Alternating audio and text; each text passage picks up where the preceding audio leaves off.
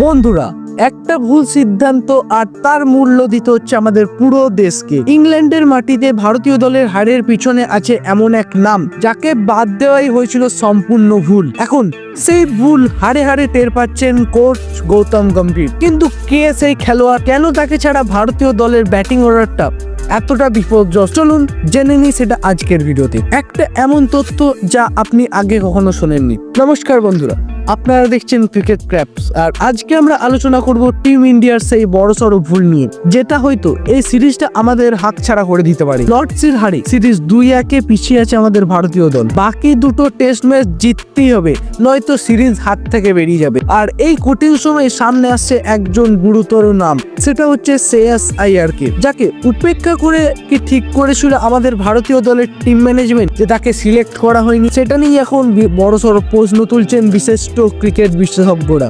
পরিস্থিতি এখন ঠিক কি রকম সেটা শুনলে আপনারা অনেকটাই চমকে উঠবেন। রোহিত শর্মা আর বিরাট কোহলি অবসর নেওয়ার পর শুভমান গিলের নেতৃত্বে একটা তরুণ দলকে পাঠানো হয়েছিল ইংল্যান্ডে। 3টে টেস্টে ভালো লড়াই দিলেও একটা জায়গায় বারবার মুখ থুবড়ে পড়েছে আমাদের টিম ইন্ডিয়া। সেটা হলো 3 নাম্বার ব্যাটিং পজিশন। সাই সুদর্শন, করুণ নায়ার, এই দুজনকে বারবার এখানে সুযোগ দেওয়া হলো, তারা এই জায়গার জন্য ফিট হননি। এই জায়গার জন্য যেমন ফিটও হননি, ঠিক বড় ইনিংসও খেলে দেখাতে পারেন। এদিকে ঋষভ পান্ত 5 নম্বরে জমে গিয়েছেন। ওপেনিং এর লড়াই আছে, কিন্তু শুধু 3 নাম্বার পজিশন ব্যাটিং অর্ডারটা যেন বারবার ফিকে হয়ে দাঁড়াচ্ছে। 4 নাম্বার পজিশনটাও ঠিকঠাক ভাবে রিপ্লেসমেন্ট করে দিয়েছেন শুভমান গিল, কিন্তু 3 নাম্বার পজিশনের ব্যাটিং অর্ডারটা নিয়ে বারবার প্রশ্ন ঝুলছে আমাদের ভারতীয় ব্যাটিং লাইন আপ। এই জায়গায় দরকার ছিল শ্রেয়াস আইয়ারের। এই খেলোয়াড় ঘরোয়া ক্রিকেটে ব্যাট হাতে তাণ্ডব চালান, টেস্টে অভিজ্ঞতাও আছে তার। ইংল্যান্ডের বিরুদ্ধে শেষ খেলেছিলেন তিনি তখন তার 14 টেস্টে 35.3 করেছিলেন 811 মতো রান।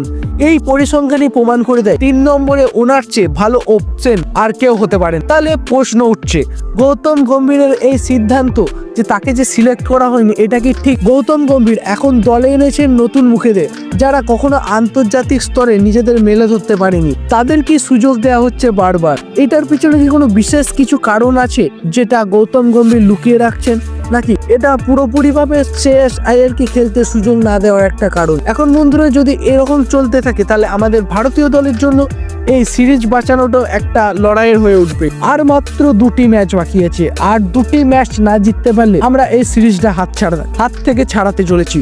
তাই অবশ্যই আমাদেরকে পরবর্তী 2টো ম্যাচ জিততে হবে। আর এখানেই প্রশ্ন আসছে শ্রেয়াস আইয়ারকে নিয়ে, যাকে সিলেক্ট করেনি আমাদের ভারতীয় দলের সিলেক্টররা। আর তখনই প্রশ্ন তো আসছেই, সেটা কি তারা সিলেক্ট না করে থাকে, সেটা কি সিদ্ধান্তটা ঠিক ছিল তাদের নাকি ভুল ছিল, সেটা এখন দেখার। এখন বন্ধুরা, তোমরা আমাকে কমেন্ট বক্সে জানাও, শ্রেয়াস আইয়ারের মতো একজন ব্যাটসম্যান এই অবস্থায় আমাদের দলকে কি ভরসা জোগাতে পারতো নাকি পারতো না? কমেন্টে জানিয়ে দাও তোমার মতবাদ। আর বন্ধুরা, ভিডিওটি ভালো লাগলে মন থেকে লাইক করে দাও, এবং চ্যানেলে নতুন হয়ে থাকলে চ্যানেলটি সাবস্ক্রাইব করে পাশে রাখা বেল আইকনটি প্রেস করতে ভুলো না। আর পরবর্তী ম্যাচগুলিতে গৌতম গম্ভীর কি করবেন সেটা এখন একদম পুরোপুরি বিশাল বড়সড় প্রশ্ন। কিন্তু একটা কথা নিশ্চিত, শ্রেয়াস আইয়ারকে উপেক্ষা করে ভারত একটা বড়সড় ভুল করেছে, আর তার ফলই এবার হারে হারে টের পাচ্ছে গৌতম গম্ভীর। তাহলে বন্ধুরা, দেখা হবে পরের ভিডিওতে। ততক্ষণের জন্য চ্যানেলটি সাবস্ক্রাইব করে পাশে থাকুন, কারণ ক্রিকেট রিলেটেড সমস্ত আপডেট আমরা এখানেই দিয়ে থাকি। আর বন্ধুরা, ডেসক্রিপশন বক্সে দেখুন কিছু লিঙ্ক আছে, যেগুলো আমাদের টেলিগ্রাম চ্যানেল, হোয়াটসঅ্যাপ চ্যানেল এবং ফেসবুক পেজের। সেখানে গিয়ে অবশ্যই আপনারা জয়েন হয়ে যেতে ভুলবেন না, কারণ সেখানে আমরা ক্রিকেট রিলেটেড সমস্ত আপডেট সবার আগে দিয়ে থাকি। তাই বন্ধুরা, অবশ্যই লিঙ্কে ক্লিক করে আমাদের টেলিগ্রাম চ্যানেল এবং হোয়াটসঅ্যাপ চ্যানেলে যোগ হয়ে যান। তাহলে বন্ধুরা, আজকের জন্য এই পর্যন্ত। ফিরে আসছি খুব শীঘ্রই নতুন কোনো ক্রিকেটের উত্তেজনাপূর্ণ আপডেট নিয়ে। ততক্ষণের জন্য জয় হিন্দ, জয় ক্রিকেট।